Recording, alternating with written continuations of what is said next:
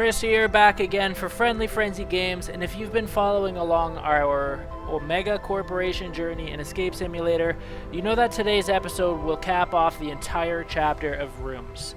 Now, at the end of our last episode, we used an elevator to get us below the ground floor of the Omega Corporation building, and we've ended up here in the server room. From here, what we want to do is unlock the VR headset, and this is going to give us the ability to travel into the metaverse, as this room is so aptly named, and then ultimately it's going to conclude the Omega Corporation chapter. If this puzzle solution walkthrough helps you, give us a like and subscribe to Friendly Frenzy Games for many more Escape Simulator guides. So as I mentioned a little earlier, we are in the server room of the Omega Corporation. You can see that there's a couple of different puzzles here. As always, we start with the ability to be able to tackle a couple of things at once. The easiest one is probably in the corner here up under our timer. If we hit this open button, what it's going to do is open up a laptop for a VR headset lock. We see here that if we look at the keypad, we're looking for a solution to x times y. We don't know what the x or what the y is. How we get that is by solving a little puzzle underneath here. So you can see that the wires that hook up to the laptop are also kind of powering this middle panel here. What we need to do is go into the corner of the room. There's a toolbox. Just hit open and pop open the lid, and we're going to grab this tool. We're going to grab the tape and the battery. We can just chuck this aside once we've gotten all the contents. We're going to use this panel removal tool just where it's indicated on the panel here. And you have to make sure that you use the little push buttons on the side here to actually give it a suction. So we'll do the right side, do the left side, and as soon as we do that, the panel pops up.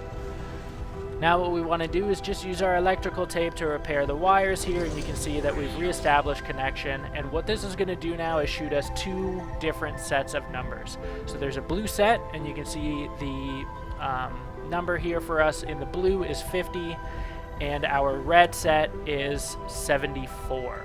So we don't know what's x and what's y, but ultimately it doesn't matter. What we need to do is multiply those two together. So we're going to multiply 50 by 74, and that's going to give us 3700. So we can key in 3700 into our keypad, and we receive our first USB key, so we can plug it into the VR headset. Obviously, you can see here again that we have another two puzzles that are going to give us some USBs. That's going to unlock our VR headset here. Our next puzzle, as you can see, there's a disk storage unit. We have insert disk EA7C and insert disk B24D here. We have some disks already in the storage compartment here, but there are disks all over the floor of this room. So I find easiest if you go and collect them all that you can find here and just put them all in the compartments. So we can start with this. So right off the bat, you can see that we're missing a tape, and that's because it's actually on the other side of the glass. You can see it's the one that we actually would insert to directly kind of back this server up here. So the insert disk B24D, that one's outside the glass. We have no way of getting it. Obviously, there's unbreakable glass protection here. If we grab the server maintenance just from under the hard hat here, this kind of gives us a direction on how to read this puzzle. So it's giving us two basically sets of directions here. So backup for 2A, 3B would be 3B and 4C. So essentially what this has done is just add 1 to each of the kind of things here. So it added 1 as a backup to our 2 to give us 3. It added 1 to our A to give us B.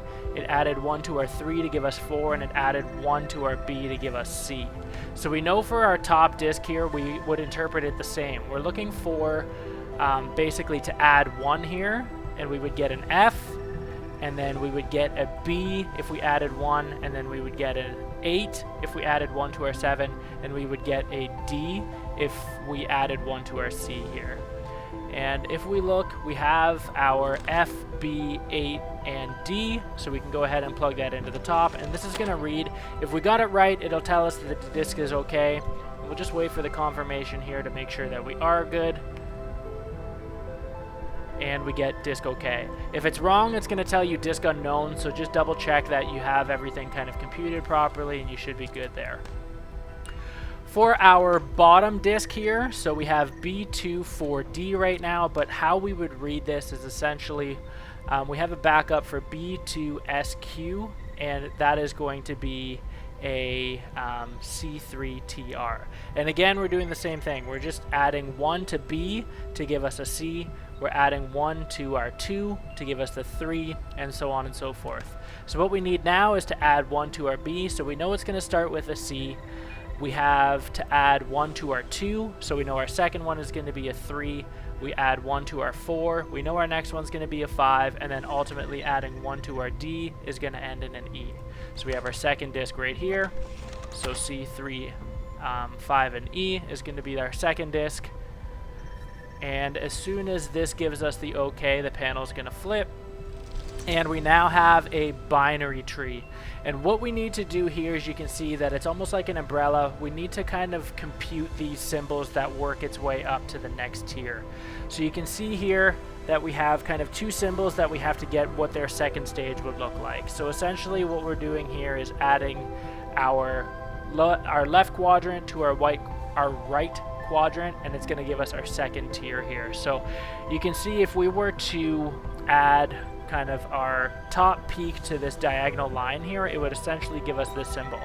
So we'll click it and plug it into the tree, and you can see that we have our 2 shapes here represented in this kind of second tier here. Again, we have another second tier that we have to figure out what it is. So we have a straight line and a triangle, and we have to note that the triangle is on the right side and not the left. So we can go ahead and choose our top right or second button here. And now lastly, we have 2 shapes that are represented. Obviously we have our second tier already, but if we were to add these 2, or if we were to add our 2 second tiers together, what would that look like? And we know here that it would look like a our 4th button here.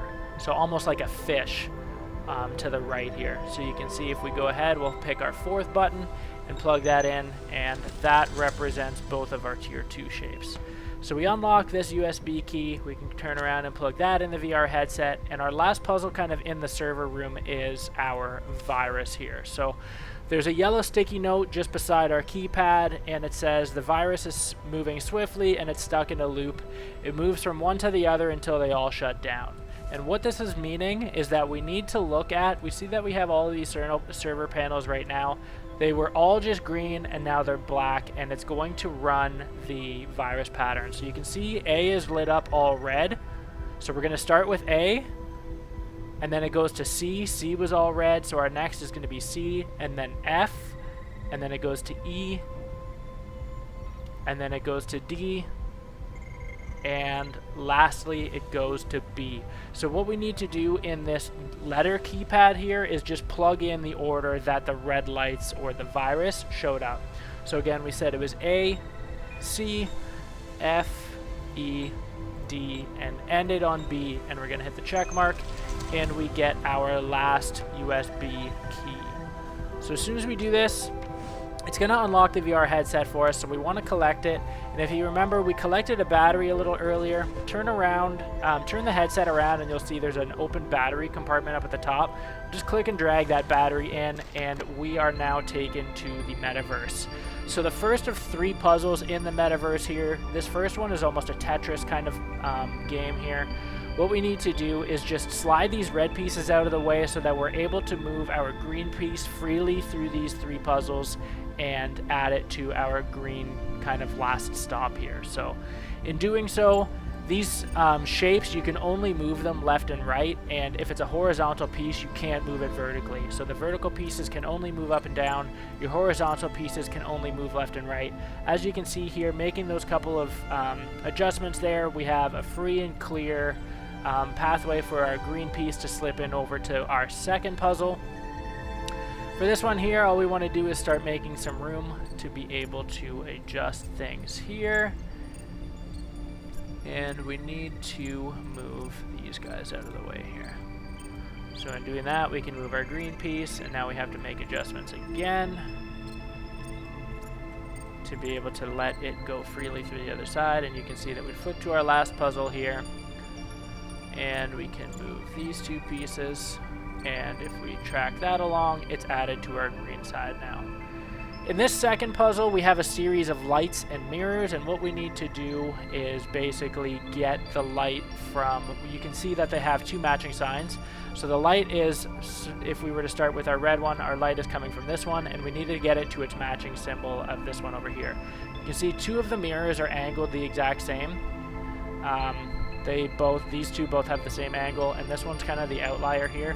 We're gonna make sure that our red one is using the kind of different shaped mirror, or different angled mirror anyways. So now that we have that one kind of in place, if we position it a little bit, we want to be able to make sure that our kind of different shaped mirror is being able to refract the light from red and green. We can go ahead and set up our blue one right now, and you can see that our blue is kind of shooting out of this area here, and we need to angle it to this inactive panel right now. So if we go ahead and just line this up, you can see that we got power here.